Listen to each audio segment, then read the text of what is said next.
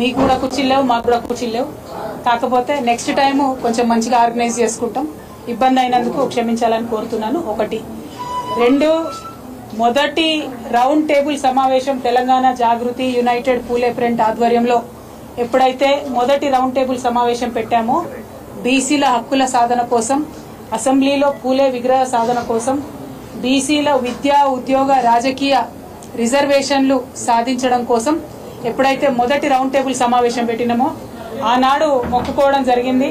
ఎప్పుడైతే ఈ బిల్లులు అసెంబ్లీలో మండలిలో మన రాష్ట్రంలో పాస్ అవుతాయో ఆనాడు కొమరెల్లి మల్లన్న దగ్గరికి వచ్చి దర్శనం చేసుకుంటామని మొక్కుకోవడం జరిగింది. ఇవాళ ఆ మొక్కు చెల్లించుకోవడం కోసమని మరి యునైటెడ్ పూలే ఫ్రంట్ నాయకులు, తెలంగాణ జాగృతి నాయకులు అందరూ కూడా ఇక్కడికి రావడం జరిగింది. మరి బీఆర్ఎస్ పార్టీ నాయకులు రాష్ట్ర వ్యాప్తంగా ఈ బిల్లు సాధనలో వెన్నుదన్నుగా నిలిచినటువంటి వారందరూ కూడా మరి వచ్చి ఇక్కడ దర్శనం చేసుకోవడం జరిగింది.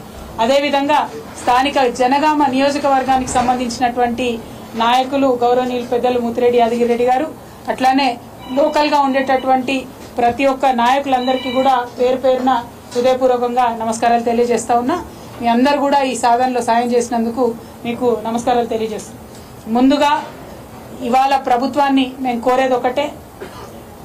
ఫస్ట్ డిమాండ్ బహుజనులందరికీ కూడా ఈ భారతదేశంలో విముక్తి కలగాలని చెప్పి ప్రయత్నం చేసి బాబాసాహెబ్ అంబేద్కర్ గారికి కూడా స్ఫూర్తిదాయకంగా నిలిచినటువంటి మహనీయుడు జ్యోతిబా పూలే విగ్రహాన్ని ఎట్టి పరిస్థితుల్లో తెలంగాణ రాష్ట్ర అసెంబ్లీలో పెట్టాలనేటటువంటిది ప్రథమ డిమాండ్గా మేము ప్రభుత్వానికి తెలియజేస్తా ఉన్నాం. రెండవది, బీసీల ఉద్యమానికి తలొగ్గి మీరు మేనిఫెస్టోలో పెట్టినటువంటి 42% రిజర్వేషన్ బిల్ ఏదైతే అసెంబ్లీలో మండలిలో ప్రవేశపెట్టినారో దానికి అక్కడే ఆగకుండా నెక్స్ట్ అడుగు ఏదైతే ఉందో ఢిల్లీ వరకు వెళ్లి సాధించుకోవడానికి ప్రభుత్వం అన్ని విధాలుగా చిత్తశుద్ధితో ప్రయత్నం చేయాలని డిమాండ్ చేస్తా ఉన్నాం. అంటే ఒకవేళ ఈ బిల్లు కోర్టులలో పడ్డ ప్రభుత్వం వెంటబడి బలంగా కొట్లాడాలి. రెండు, కేంద్ర ప్రభుత్వం ఈ బిల్లు ఇవ్వడంలో ఎటువంటి తాత్సరం చేసినా ఆ తాత్సరం జరగకుండా రాష్ట్ర ప్రభుత్వం చిత్తశుద్ధితో ప్రయత్నం చేయాలి. మూడు, భారతదేశంలో 50% పైచీలకు రిజర్వేషన్లు ఇచ్చేటటువంటి రాష్ట్రాలు మన తెలంగాణ రాష్ట్రంతో సహా దాదాపు 9-10 రాష్ట్రాలు ఉన్నాయి. ఎప్పుడైతే ఈడబ్ల్యూఎస్ రిజర్వేషన్ 10% ఇవ్వాలని కేంద్ర ప్రభుత్వం పార్లమెంట్లో చట్టం చేసిందో ఆనాటి నుండి ఈనాటి వరకు మన తెలంగాణ రాష్ట్రంలో కూడా 54% రిజర్వేషన్ ఇంప్లిమెంట్ అవుతున్నటువంటి విషయాన్ని ప్రభుత్వం గమనించుకొని మరి 50% అనేటటువంటి రిజర్వేషన్ అనే అడ్డంకి తొలగిపోయింది కాబట్టి సుప్రీంకోర్టు వరకైనా వెళ్లి బీసీల కోసం ఏదైతే మీరు 2 బిల్లులు ప్రవేశపెట్టారో ఆ 2 బిల్లులు కూడా సాధించుకోవడానికి ప్రయత్నం చేయాలి. ఇవాళ ప్రభుత్వం బీసీల కోసం బిల్లు పెట్టాలి అనేటటువంటి ఆలోచన వచ్చేలాగా తమ పోరాట పటిమ చూపించినటువంటి ప్రతి ఒక్క యూపీఎఫ్ నాయకుడికి కూడా పేరు పేరున నేను మనస్ఫూర్తిగా ఉద్యమాభినందనలు తెలియజేస్తా ఉన్నాను. అదేవిధంగా తెలంగాణ జాగృతి నాయకులకి, అదేవిధంగా బీఆర్ఎస్ పార్టీ నాయకులకి, అదేవిధంగా రాష్ట్రంలో ఉన్నటువంటి అందరూ ప్రజాస్వామ్యాన్ని కాంక్షించే వారందరికీ కూడా మనస్ఫూర్తిగా నేను కృతజ్ఞతలు తెలియజేస్తా ఉన్నాను. ఎందుకంటే సమాజం పరిణితి చెందుతున్న కొద్దీ విస్మరించబడ్డటువంటి వర్గాలన్నీ కూడా ముందుకు రావాల్సినటువంటి అవసరం ఉన్నది. దాన్ని మనమందరం కూడా మనస్ఫూర్తిగా హృదయాంతరాల్లోంచి కూడా ఆహ్వానించి యాక్సెప్ట్ చేసి దానికి తగినటువంటి రాజ్యాంగపరమైనటువంటి హక్కులు కల్పించాల్సినటువంటి బాధ్యత మనందరి మీద కూడా ఉన్నది. కాబట్టి బీసీ బిల్లు అంటే ఇది బీసీల లొల్లి కాదు. బీసీ బిల్లు అంటే అది ఎస్సీల లొల్లి, అది ఎస్టీల లొల్లి, అది రెడ్డిల లొల్లి, అది వెల్మల లొల్లి, అందరూ అగ్రవర్ణాల లొల్లి, అట్లానే అందరికన్నా ఎక్కువ మా ఆడబిడ్డల లొల్లి. ఎందుకంటే భారతదేశంలో ఆడబిడ్డలకు బీసీలకు రాజ్యాంగంలో హక్కులు కల్పించుంటే ఈ పాడికే మన దేశం అమెరికా అభివృద్ధిలో దాటిపోయి ఉండేదని బలంగా నేను విశ్వసిస్తా ఉన్నాను.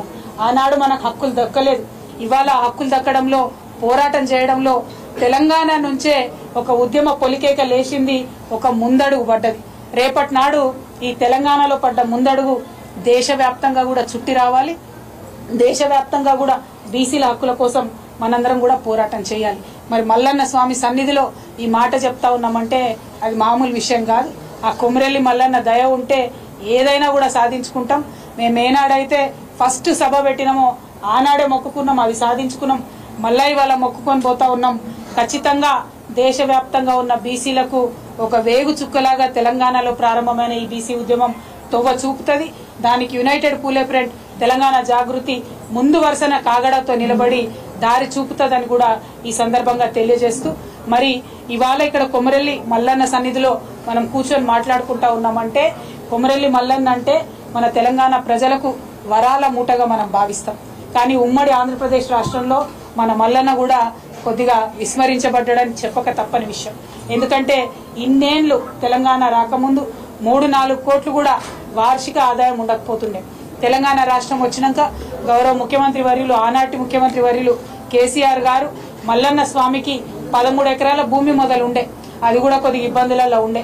మొదల 13 ఎకరాల భూమి వివాదాన్ని 19 ఎకరాల భూమి వివాదాన్ని పరిష్కరించి మల్లన్న స్వామికి మాన్యం ఉండాలి అని చెప్పి 136 ఎకరాల భూమిని మల్లన్న స్వామికి ప్రభుత్వం తరఫున ఇచ్చి, ఆల్మోస్ట్ తిరుపతిలో ఎట్లా అయితే వసతి గృహాలు ఉంటాయో అట్లా ఉండాలి మా మల్లన్న స్వామి దేవాలయం అని చెప్పి కేసీఆర్ గారు కలలు కన్నారు.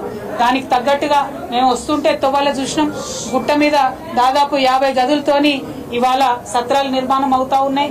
మల్లన్న స్వామి దగ్గరకు వచ్చేటటువంటి రోడ్లు స్వయంగా కేసీఆర్ గారు నిలబడి మరి రోడ్లు అన్ని సైడ్లు బాగుండాలని చెప్పి రోడ్లు వేయించడం, స్వామివారి ఆలయానికి సంబంధించి అన్ని రకాల కార్యక్రమాలు సమయానికి జరిగేటట్టుగా ఆలోచన చేయడం. అందులో ప్రత్యేకించి మనం చూసుకుంటే ఇప్పుడు నేను చెప్పినట్టు 50 గదుల రూమ్లతో పాటు క్యూ కాంప్లెక్స్ భవనం 12 కోట్లతోని, పట్నాల మండపం 3.5 కోట్లతోని,